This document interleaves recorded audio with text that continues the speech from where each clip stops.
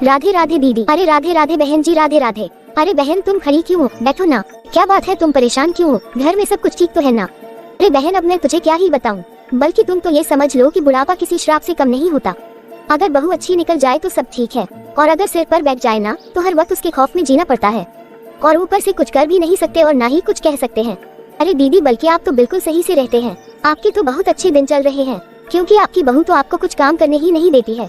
वो सुबह घर का सारा काम करके ऑफिस जाती है और वापस आकर फिर से घर का काम करने लगती है। और दूसरी तरफ एक मेरी बहू है जो दिन भर घर में पड़ी रहती है और सोती रहती है। अगर कहीं चाय बनाने के लिए कह दिया तो पूरे घर पर आसमान टूट पड़ता है। अरे कब्र का हाल तो मुर्दा ही जाने, बल्कि तुम्हें मेरे घर के बारे में क्या ही पता है। ये जो नौकरी करती है ना, तो वो हम पर कितना एहसान दिखाती है। क्या दीदी सच में? मुझे तो यही ही नहीं हो रहा है। आपकी बहू देखने में तो कितनी अच्छी स्वभाव की लगती है। अरे हाँ कमला, अब मैं तुझे उसके बारे में क्या क्या बताऊं, बल्कि मुझे तो इसका पहनावा भी पसंद नहीं है। अब तुम खुद ही देखो, मैंने इसे 2 बार चाय बनाने के लिए आवाज लगाई है, तब तो ये महारानी चाय बनाने के लिए गई है। हाँ दीदी वो तो मैं भी देख रही हूँ।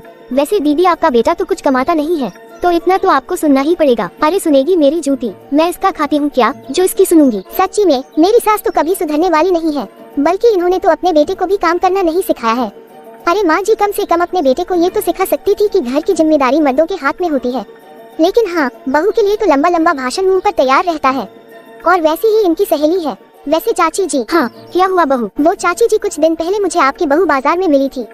वो मुझे बोल रही थी कि वो भी नौकरी करना चाहती है, क्योंकि उसको जेब खर्चा नहीं मिलता है, जबकि वो तो बहुत ही अच्छे से घर संभालती है। मेरी बहू की इतनी हिम्मत, आज जाकर के मैं इसे अच्छे से बताती हूँ। ये मोहल्ले में आकर के मेरी बदनामी करती है। ऐसे चाची जी मुझे तो लग रहा है कि आप घर में जाकर के अपनी बहू से झगड़ा करोगी।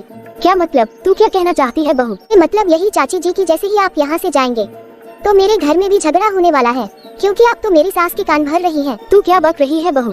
तू चुपचाप से अंदर जा रही है या नहीं? मैं तो जाऊंगी ही माँ जी, लेकिन आपको यहाँ बैठ के जितनी शिकायतें करनी है उतनी कीजिए ना। तू देख रही है ना ये कैसी है, इसलिए ही तो मैं इससे कोई बात ही नहीं करती। अरे दीदी आपका बेटा ज्यादा नहीं कमाता है ना, इसलिए आप अपनी बहू को बाहर जाने देती हैं।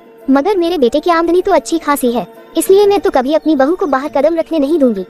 अरे हम लोग बहू की कमाई खाकर रहने वाले नहीं हैं, पता नहीं कहीं कल को वो मेरे सर पर चढ़ कर के बैठ जाए। मैं तो ऐसा कभी भी नहीं कर सकती हूँ। अच्छा है कि मैं दिन भर घर में नहीं रहती हूँ, अपने ऑफिस चली जाती हूँ, वरना तो ये दिन भर मेरे ऊपर ही बैठी रहती और एक एक काम इनसे पूछ करके करना पड़ता। अगर इनके बेटे का आमदनी ज्यादा होती ना, तो ये मुझे नौकरी तो बिल्कुल भी नहीं करने देती। लेकिन नहीं, अब बहुत हो गया, इनसे तो आज मैं बात करके ही रखूंगी।